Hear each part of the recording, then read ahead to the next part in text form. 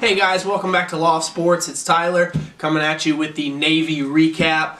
Wow, that's what this team is apparently capable of. Not gonna lie, was not expecting that. We jumped on them early and thoroughly dominated a quality opponent. I don't care what anybody says.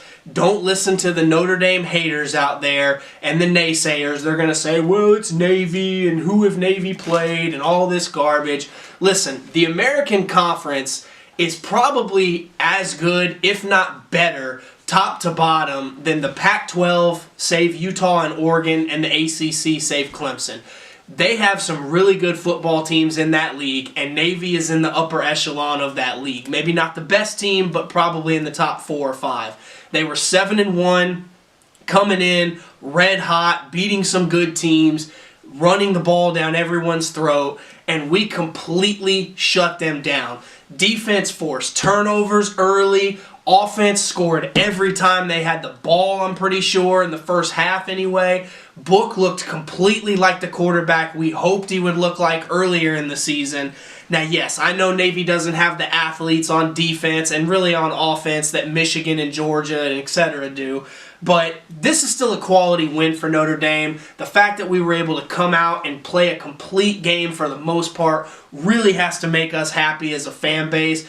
It kind of felt like things were trending in a little bit of a bad direction after the Virginia Tech game and the Michigan debacle. We come out, we took care of business at Duke, now we take care of business at home against Navy.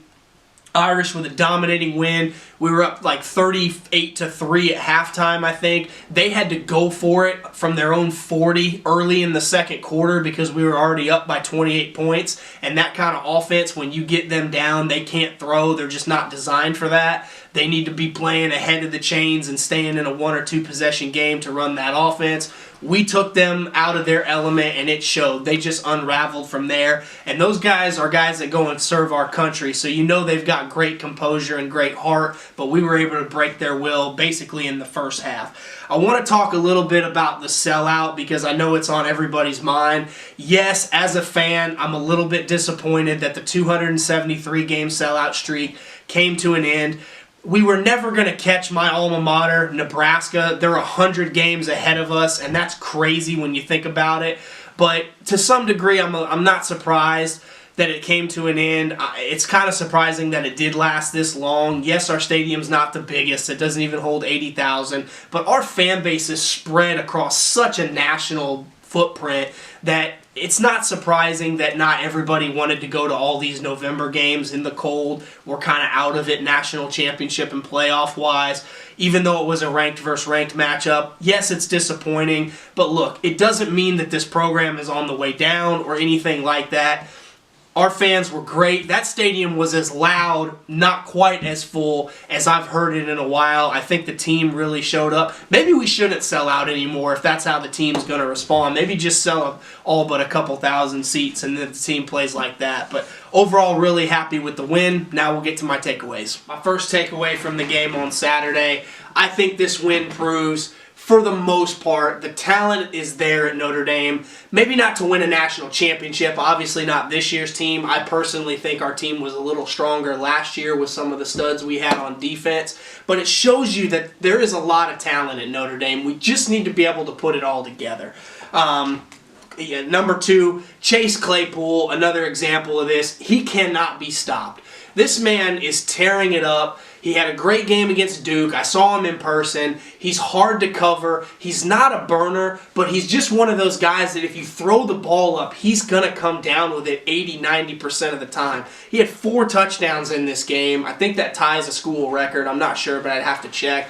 I mean, this guy can't be stopped. He's a great route runner. NFL teams, somebody is going to be very lucky to draft him next year in the NFL draft. Book has a lot to be thankful for when he throws it up, knowing that number 83 is going to come down with it. Even in the Michigan game, he was running wide open against their defense. Book just couldn't get him the ball. You put the tape on, this kid is special. It's just that simple. And then my third takeaway, we just cannot run the football. And at this point, I almost feel like we should just commit to the air raid like USC has. I mean, Book led the team with 31 rush yards. Yeah, there was no reason to run. We were picking up like a ridiculous amount of yardage per pass play. I think Book had like 12 completions at one point for over 200 yards. It was just a stupid average completion rate.